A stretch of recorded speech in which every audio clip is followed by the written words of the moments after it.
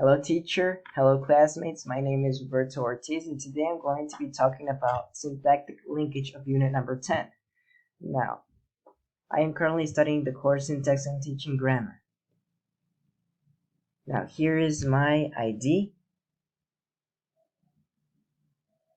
Okay, now we have to know what is a syntactic linkage. A syntactic linkage refers to devices or tools which are mainly morphological, that are used by speakers in which they can signal what words and phrases or clauses are linked to form a phrase, and which phrases can be linked to form coherent clauses. Now, it has two linguistic phenomena, which is agreement and government. Now, I'm going to be talking about three different types of strategies that I've created for number, for person, and for gender. Now, the age demographic that I choose is for children. Now, for this activity, I'm going to work with the demographic of children. They are going to work in pairs, and they have to fill in a worksheet that has a chart on it. In this chart, they will know that nouns are in red and verbs are in blue. At the bottom of the worksheet, there will be a box of words available so that the children can put in the chart.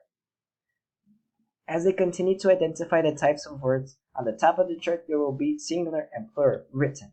So the children will have to know if the words are singular or plural.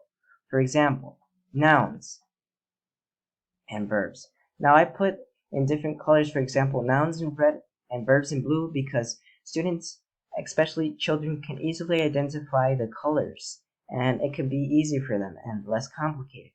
And for example, nouns. It's a noun. The dog is a noun, so it goes in the noun box.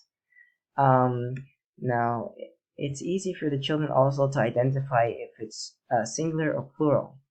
Now, in this case, dog is singular, and dogs with an S is plural. Now, the same thing goes with verbs, but it changes the color into blue. So, verbs, as we know, has is a singular, and the plural of has is have. Okay, there will be lots of nouns and verbs that will be mixed up, but children will have to identify it and put it in the box correctly. Now, the second type of strategy and activity is person. Now, for this type of activity, individual will have to pick up cards in which I've created sentences based on if the sentence is addressed in first, second, or third person.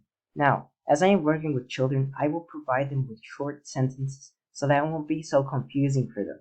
At the top of the card, there will be a picture based on what the sentence is about, and at the bottom of the card, the sentence that I have written.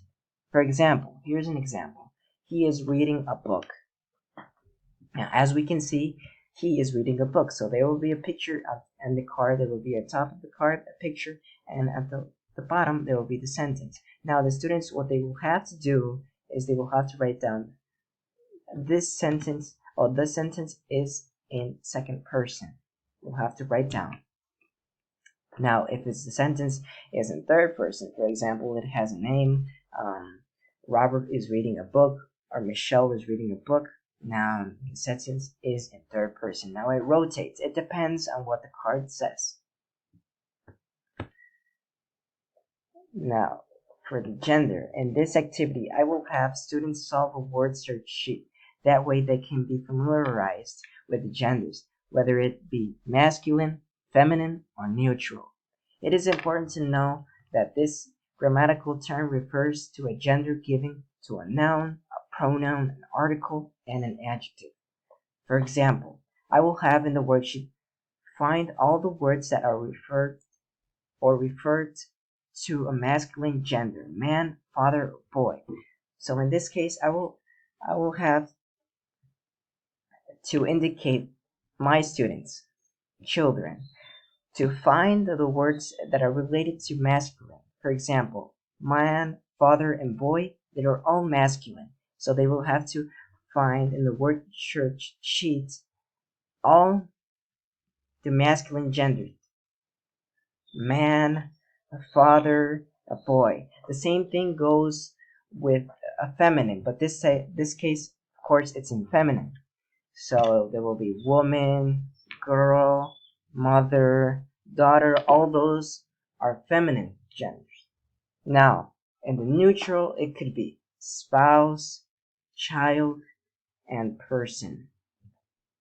Now, this is excellent because in a way, it gives them, like I said before, it familiarizes them to the genders, because maybe some children might not be familiar with, masculine, it goes with man, father, boy, and etc. And some children might have difficulties in this, so it's a good activity to introduce children to solve a word sheet search sheet.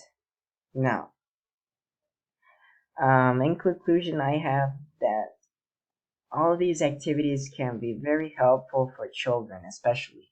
Why? Because I feel that it introduces them to syntactic linkage, and it helps them identify, for example, maybe things that they have never seen before or things that they have never learned before. So it helps them introduce to a new type of theme, to a new type of um, of themes. So in this case, we have number, person, and gender. All of these three different types of strategies that I've provided for all of these activities, they're very helpful for children, and it helps them introduce to syntax and to grammar. Thank you very much. I hope you enjoy my video. So thank you so much, and see you next time.